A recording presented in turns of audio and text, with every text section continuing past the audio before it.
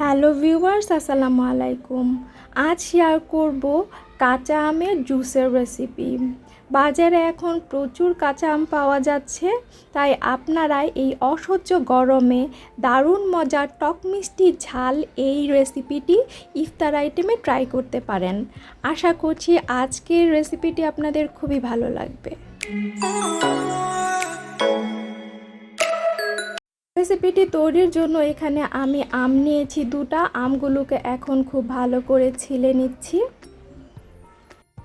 আমগুলো ছেলা হয়ে গেলে এগুলোকে টুকরো টুকরো করে কেটে নিতে হবে। ভেতরে যে বড়াটা আছে সেই বড়াটা ফেলে দিয়ে তারপরে এগুলোকে ছোট ছোট পিস করে কেটে নিব।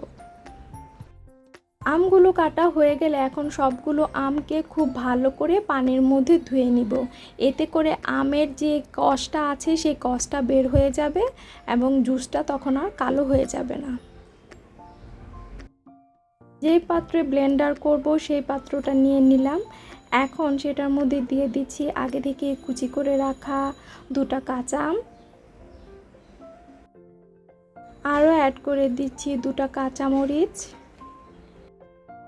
আরও অ্যাড করে দিলাম 4 চা চামচ চিনি। এখানে একটা আমের জন্য আমি 2 চা চামচ চিনি ব্যবহার করেছি, তবে আপনারা কেমন মিষ্টি খাবেন সে অনুযায়ী আপনারা চিনিটা অ্যাড করতে পারেন। আরও অ্যাড করে দিচ্ছি 1/4 চা চামচ বিট লবণ ও 1/4 চা চামচ গোলমরিচের গুঁড়ো। দিয়ে দিলাম 2 কাপ পরিমাণ নর্মাল পানি।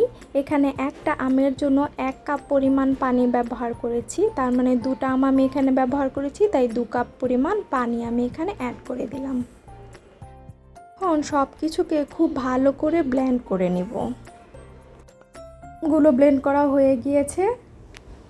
এখন একটা ছাঁকনির মধ্যে আমগুলোকে খুব ভালো করে ছেঁকে নিতে হবে, এতে করে আমের যে লাম্পসগুলো আছে সেগুলো বের হয়ে যাবে।